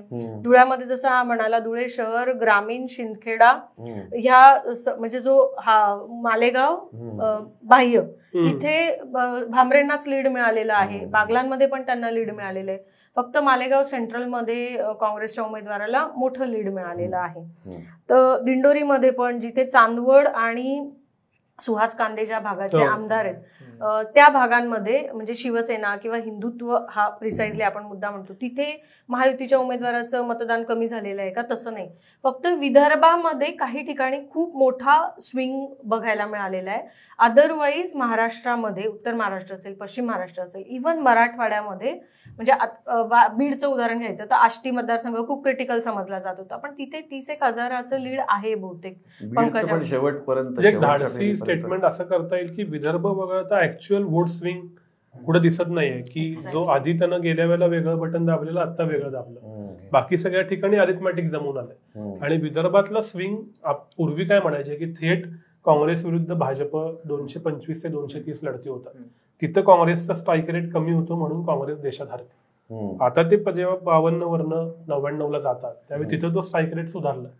याचा अर्थ वोट ट्रान्सफर खरं तर याच, म्हणजे माझं बटन दाबताना गेल्या वेळी मी कमळ दाबलेलं आणि यावेळी हात दाबलं, किंवा गेल्या वेळी हात दाबलेलं यावेळी कमळ दाबलं, असं फार कमी मतदारसंघात झालं. अच्छा, ओके. आणि हे सगळ्यांसाठीच कदाचित लर्निंग असू शकते. नाही, खूप या फॅक्टरमध्ये बरेचसे आता आपण डिस्कस पण केले. मग त्यात मराठवाड्यात फॉर एक्झाम्पल सांगतात की जरंगे फॅक्टर दिसला म्हणून, किंवा मराठा मतदान बऱ्यापैकी बदललं.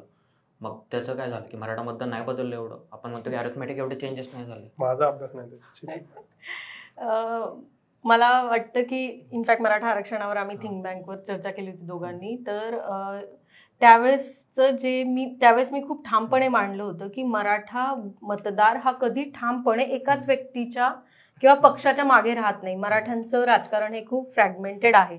म्हणजे त्यावेळेस मी असं म्हटलं होतं की उत्तर महाराष्ट्रातला मराठा वेगळ्या पद्धतीने हे करतो, रिस्पॉन्ड करतो. विदर्भामध्ये तर कुणबी फॅक्टर जास्त स्ट्रॉंग आहे, म्हणजे तिथे ते मराठा कुणबी असं काही वाद नाही. हे जसं आपण वरती यायला लागतो किंवा पश्चिम महाराष्ट्र, पुणे ह्या भागामध्ये किंवा मराठवाड्यामध्ये ते मराठा कुणबी आहे, पण उत्तर महाराष्ट्र आणि विदर्भात नाही. त्यामुळे जनरली एक संध भावना मराठा समाजाची बांधणं खूप कठीण होतं महाराष्ट्राच्या राजकारणामध्ये. पण ही निवडणूक आपण जर बघितली तर DMK असा कीवर्ड वापरला जातोय ह्या निवडणुकीमध्ये, दलित मुस्लिम आणि कुणबी किंवा दलित मुस्लिम मराठा असं दोन्ही बाजूनं DMM किंवा DMK असे कीवर्ड्स वापरले जात आहेत. तर पहिल्यांदा असं दिसतं आहे की मराठा मतदारांनी त्यांची भूमिका खूप निर्णायकी होती. ते संख्येने मोठे आहेत मतदार म्हणून किंवा समाज म्हणून, त्यामुळे ती नक्कीच निर्णायकी असते. पण त्यांच्यामध्ये कायम एक डिवाइड क्रिएट करणं किंवा प्रत्येक ठिकाणी एकाला दुसरा विरोधक खूप स्ट्रॉंगली येतो, पण तसं ह्या निवडणुकीत झालेलं बघायला मिळालं नाही. आणि जिथे जिथे मराठा OBC अशी फाईट झाली, मग शिरूरचा मतदारसंघ असेल किंवा बीडचा मतदारसंघ असेल, इव्हन नाशिकमध्ये आपण ते अनुभवलं की तिथे तर दोन्ही मराठाच कॅन्डिडेट होते. पण साताऱ्यामध्येही दोन्ही मराठा कॅन्डिडेट होते. पण मराठा ओबीसी जिथे झालं तिथे एकच संध मराठा समाज बघायला मिळाला. तसंच जिथे मराठा कॅन्डिडेट होते तिथे मराठ्यांचा महायुतीवरचा राग काही अंशी काही ठिकाणी एकसंध बघायला मिळाला. वर्क झालं मला वाटतं संभाजीनगरला भुमरेंच्या फेवर मध्ये गेलं आहे ते, पण इतर ठिकाणी तसं म्हणजे आता संभाजीनगरला अपवाद म्हणायचा का पॅटर्न म्हणायचं माहित नाही. एकच फक्त एक्झिट पोल आम्ही पुढारी न्यूज बरोबर केला होता, त्याच्यात असं आलेलं. आम्ही म्हणजे जात विचारली होती कोणत्या जात धर्माच्या आपण आहात आणि कोणाला मतदान केलं. तर जसं शीतल म्हणाले तसं महाराष्ट्रभर फ्रॅगमेंटेड आहे, मराठाही समाज आणि ओबीसी समाज, असं काही तो कोणा एकाच्या पाठीमागं नाहीये. पण मराठवाड्यामध्ये मात्र आम्हाला असा पॅटर्न दिसला की 2/3 मराठा समाज हा महाविकास आघाडीच्या बाजूने होता आणि 1/3 महायुतीच्या बाजूने होता, जो साधारण 50-50 असायला हवा.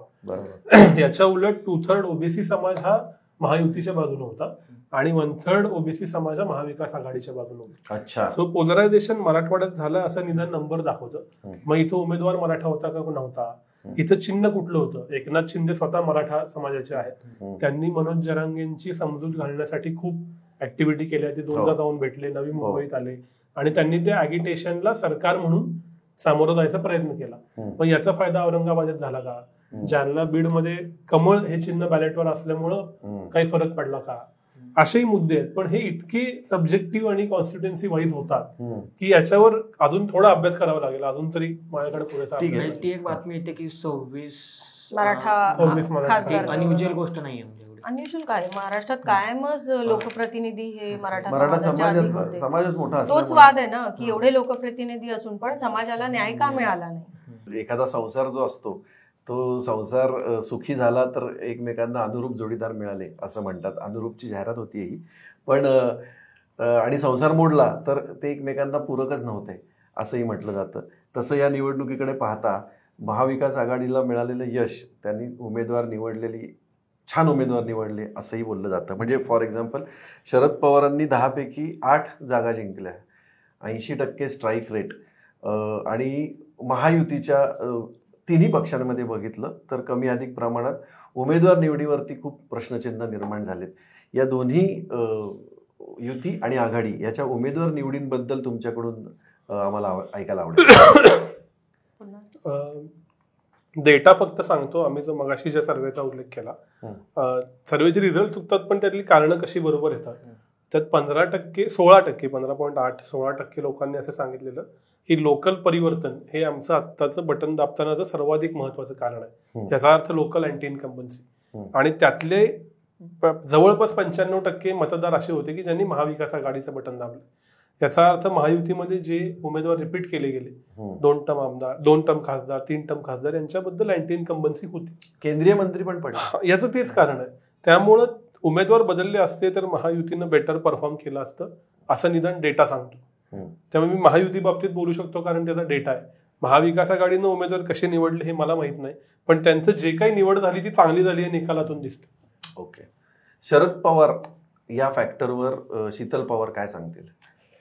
शरद पवारांच्या बाबतीमध्ये म्हणजे इंटरनल डिस्कशनमध्ये काल निकालानंतर आम्ही बोलत होतो किंवा निकालाच्या आधी ज्या चर्चा झाल्या होत्या की इलेक्शनमध्ये त्यांना महाराष्ट्रापुरतं किंवा बारामतीपुरतं ठेवण्याचा भरपूर प्रयत्न झालेला रचनेकडे बघतो आपण तर दिसतो. पण बारामतीतली सगळी स्थिरस्थावर लावून रचना ते बारामती पलीकडे इक्वेशन्स लावायला फक्त म्हणजे स्वतःच्या उमेदवारांसाठी नाही पण महाविकास आघाडी म्हणून बाहेर पडले. रादर महाविकास आघाडीतल्या जनरली असं असतं की आम्ही दिल्लीत विचारून निर्णय घेऊ वगैरे. आपण काँग्रेसच्या बाबतीत हे प्रत्येक निवडणुकीत खूप ऐकतो हायकमांड. तर कम्पॅरेटिव्हली ह्या निवडणुकीत ते कमी ऐकायला आलं. त्याचं प्रमुख कारण पवारांचं इथे असणं, त्यांनी सगळ्या याच्यामध्ये पुढाकार घेणं हे होतं. आणि त्या उलट अजित पवारांचं असं झालं की बारामतीच्या इलेक्शन मध्ये ते बऱ्यापैकी अडकून पडल्यामुळे त्यांनी इतर इलेक्शनमध्ये मला वाटतं की त्यातल्या त्यात थोडा जास्त वेळ बारामती नंतर हा शिरूरला दिला, ते पण बारामतीची इलेक्शन संपल्यानंतर. पण धाराशिवची इलेक्शन असेल किंवा रायगडची इलेक्शन तर पूर्ण तटकरे, ते स्वतःच प्रदेशाध्यक्ष असल्यामुळे आणि उमेदवार असल्यामुळे त्यांनी त्यांच्या पातळीवर लढली. आणि युतीचे नेते म्हणून इतर ठिकाणी पण कदाचित जाणं अपेक्षित होतं.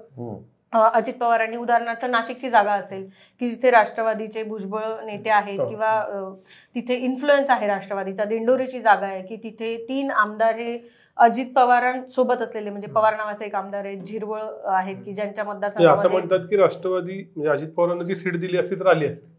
अच्छा.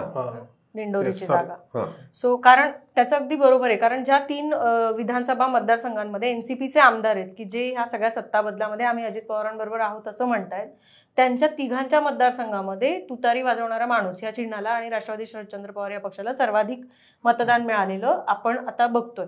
तर मला वाटतं की लोकांचा म्हणजे मी याच्या आधी पण पवारांना कोट केलेलं आहे, साताऱ्याच्या सभेमध्ये एवढा मुसळधार पाऊस होत असतानाही भाषण देण्यासाठी तुमचं मोटिवेशन काय होतं असं मी त्यांना विचारल्यावर ते म्हणाले होते की लोकांनी पाऊस पडायला लागल्यावर लोक जागचे हल्ले नाही, ते उभे राहिले, त्यांनी खुर्च्या डोक्यावर घेतल्या पण ते तिथेच होते. मला त्यातनं असं कळलं की त्यांना ऐकायचंय. सो जनमताचा हा अंदाज त्यांना बऱ्यापैकी आलेला होता. काँग्रेसचे एक नेते ऑफ द रेकॉर्ड प्रचारादरम्यान आम्हाला असंही म्हणाले होते की अशा काही जागा आहेत की ज्याच्यावर आम्ही लढण्याचीही आशा ठेवत नाही. त्याच्यात स्पेसिफिकली धुळ्याचा त्यांनी उल्लेख केलेला होता की त्याही जागांवर तुम्हाला हे जे असं आम्हाला शरद पवार सांगतायत की जे आम्हाला आश्चर्यकारक वाटतं. त्यामुळे महाराष्ट्र म्हणून ते सतत विचार करत होते. लोकांमधल्या रागाचा त्यांना थोडा बरा अंदाज इतर महाराष्ट्र त्यांना तळहाताच्या रेषान इतका पाठ आहे, तोंडपाठ. त्यांचं कौतुक करण्याचा असा भाग नाही, पण आत्ताच्या सगळे म्हणजे या लोकसभा निवडणुकीमध्ये जेवढे लोक रिंगणात होते त्याच्यामध्ये पवारांइतका अनुभव इतर दुसऱ्या कुठल्याही नेत्याकडे नव्हता. तो त्यांच्या पथ्यावर पडला ह्या इलेक्शनमध्ये की विशेषतः ग्रामीण, कारण भाजपबद्दल सतत असं बोललं जातं की शहरी निमशहरी भागातनं हायर ॲस्पिरेशन असलेला मतदार हा भाजपच्या बाजूने सरसकट वळतो असं डेटा सुद्धा सांगतो.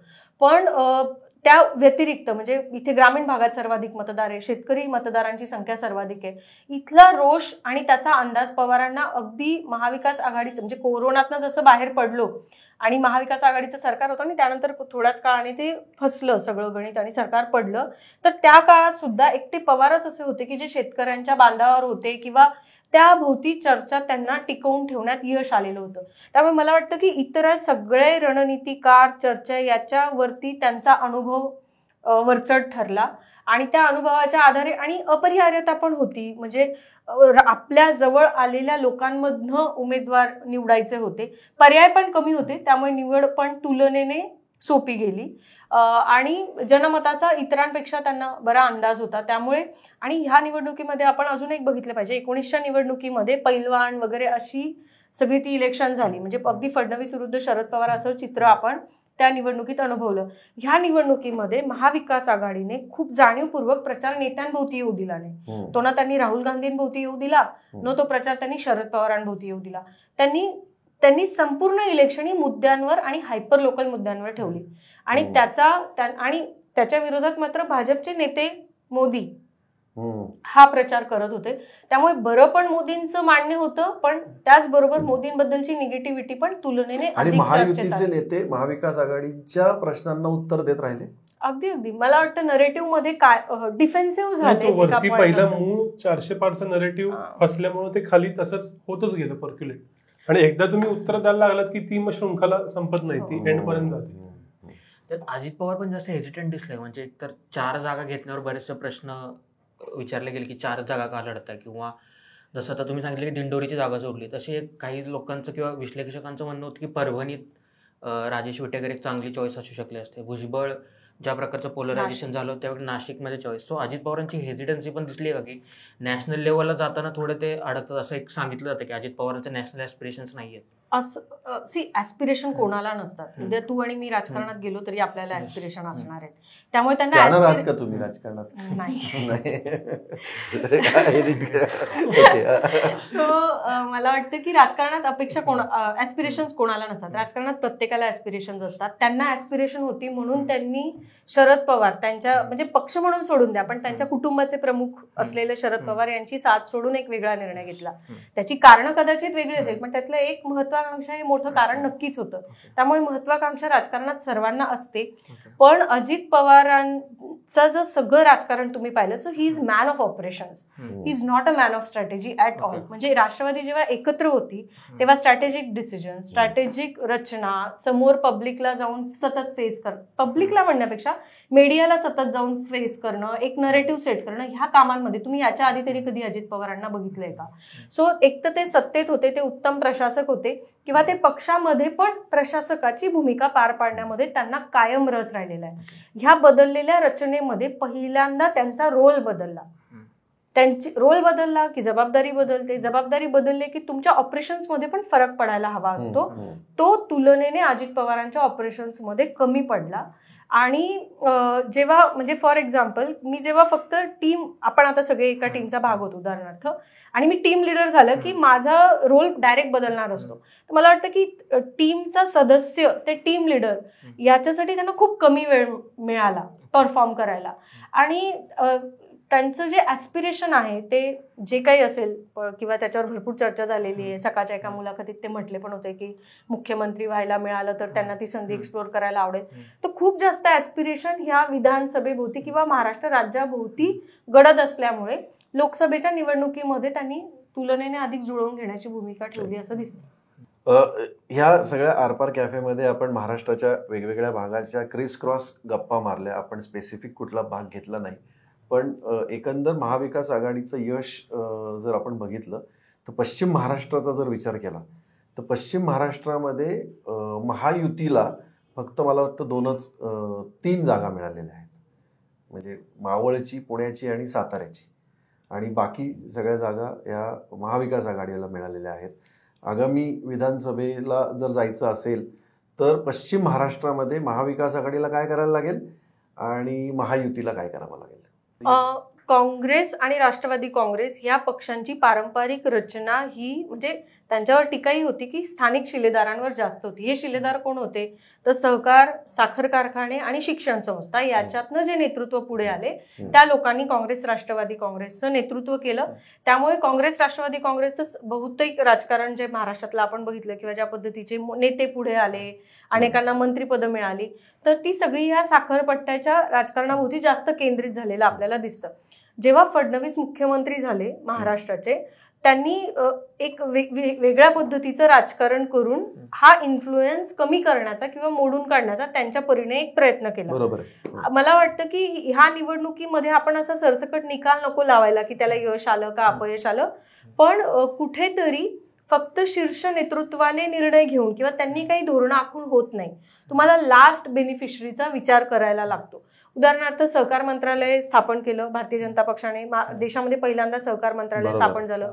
त्यामुळे इथले जे नेते होते, पहिल्या फळीतले लोकांनी तर समजा राष्ट्रवादी काँग्रेसचं नेतृत्व केलं, पण दुसऱ्या फळीतले जे नेते समोर आले त्या सगळ्यांनी मग पुढे भाजपशी जुळवून घेतलं. म्हणजे अगदी अलीकडच्या इलेक्शनमध्ये आपण बघितलं की अनेक नेत्यांनी भाजपशी जुळवून घेतलं. पण काय पद्धतीने धोरणं शेत घेत आहे त्याचा फायदा खरंच शेवटच्या भागदाराला, म्हणजे सहकारामध्ये भागदार महत्वाचा असतो, तो शेतकरी असतो प्रामुख्याने, तर त्याला मिळतोय का, त्याची भावना काय आहे, साखर शेतकऱ्यांना काय फायदा झालेला आहे, दूध उत्पादक शेतकऱ्यांना काय फायदा झालेला आहे. मला वाटतं की थोडंसं मायक्रो डिटेलिंग ह्या मुद्द्यांचं महायुतीच्या फ्रंटवर व्हायला लागेल. आणि ह्या इलेक्शनमध्ये अजून असं एक सरसकट जाणवलं ते म्हणजे नेते कोणाच्या बाजूने अशी रचना जास्त दिसली. मला वाटतं की लोक काय, म्हणजे नेता तुमच्याकडनं आला हे ठीक आहे, पण मतदार कोणाच्या बाजूने आहे किंवा त्याच्या दैनंदिन गरजा काय आहेत किंवा त्याच्या पॉकेटवर काय फरक पडतोय तुमच्या धोरणांमुळे, मला वाटतं की ह्या गोष्टींचा पण परिणाम आपल्याला ह्या इलेक्शनमध्ये बघायला मिळाला. आणि पश्चिम महाराष्ट्रामध्ये म्हणजे ह्या सगळ्या सहकाराशी निगडीत लाभार्थ्यांनी दिलेला निकाल असं आपण जास्त बघायला पाहिजे आत्ताच्या इलेक्शनकडे. कारण एक अंडर करंट आहे. मग लोक म्हणतील की मग स्वाभिमानीच्या शेट्टींना का हातकणंगलेमध्ये यश नाही मिळालं, पण मगाशी आपल्या चर्चेमध्ये जे आलं की मोदी विरोधाचा चेहरा कोण, तर त्याच्यामध्ये काँग्रेस किंवा इतर उमेदवाराची सरशी बघायला मिळाली. थोडासा कास्ट अंडर करंट पण ह्यावेळेस पश्चिम महाराष्ट्रामध्ये खूप स्ट्रॉंगली आपल्याला दिसून आलेला आहे. तर असं नाहीये की ते याच्या आधी नव्हतं, पण मगाशी जसं आपल्या चर्चेत उल्लेख झाला की पोलरायझेशन बऱ्यापैकी मोठ्या प्रमाणावर आपल्याला बघायला मिळालं. आणि तुम्ही जे मगाशी विचारलं शरद पवारांचं, तर आता जेव्हा आपण निकालानंतर जाऊन बघतोय तर खूप ठिकाणी Maratha OBC combination better work झालेलं आहे काँग्रेस राष्ट्रवादी काँग्रेसबद्दल बाबतीमध्ये. उदाहरण याच्यामध्ये अर्थात युती म्हणून तुम्ही घटक पक्षांना काय न्याय दिला ह्याही प्रश्नाचं इंट्रोस्पेक्शन भाजप आणि महायुतीच्या फ्रंटवर व्हायला लागेल. उदाहरणार्थ माढ्यामध्ये जानकर आणि मोहिते पाटील हे इक्वेशन बरं वर्क झालं. बीडमध्ये बजरंग सोनवणे आणि मराठा समाज जरांगे पाटील हा फॅक्टर होता, पण तिथे संदीप क्षीरसागर नावाचा त्यांचा आमदार आहे की जो ओबीसी समाजाचं प्रतिनिधित्व करतो. शिरूरमध्ये माळी समाजाचा उमेदवार होता, पण तिथे शिरूरमध्ये अशोक पवार हे मराठा आमदार आहेत. सो मी असं नाही म्हणत की फक्त एवढं केलं आणि सगळं इलेक्शन बदललं, पण कुठे ना कुठेतरी मराठा ओबीसी हा फॅक्टर सरसकट आपल्याला ह्या दोन्ही पक्षांच्या बाबतीमध्ये खूप स्ट्रॉंगली दिसला. महायुतीने 17 साली झालेल्या मराठा आंदोलनानंतर विशेषतः भाजपचे जे नेते देवेंद्र फडणवीस यांनी सातत्याने मी मराठा समाजासाठी काय केलं हे सांगण्याचा खूप म्हणजे ते पटवून सांगतायत की मराठा म्हणजे ते ही इज जस्टिफाईंग की what he has done for Maratha सगळ्या समाजासाठी त्यांनी काय केलंय ते सातत्याने जस्टिफाय करतायत. पण मला वाटतं की ती भावना एवढ्या नॅचरली खालपर्यंत समाजामध्ये गेलेली नाहीये अजून. आणि त्यामुळे आता पुन्हा जी अनरेस्ट तयार झाली त्या रोषाला परत फडणवीसच त्या रोषाचे धनी बनले. तर ह्या सगळ्या फॅक्टर आणि कॉपरेटिव्ह या दोन्ही मुद्द्यांवर पश्चिम महाराष्ट्राने उलटा कौल दिला. मला एकच म्हणजे तुम्ही प्रश्न विचारलेला म्हणून मी मूळ कोल्हापूरचा असलो आणि पुण्यात राहत असलो तरी मी पूर्ण शहरी आहे. शहरात वाढलोय, शहरातच पुढे गेलोय. सो पश्चिम महाराष्ट्रातला ग्रामीण भाग मला अजिबातच समजत नाही.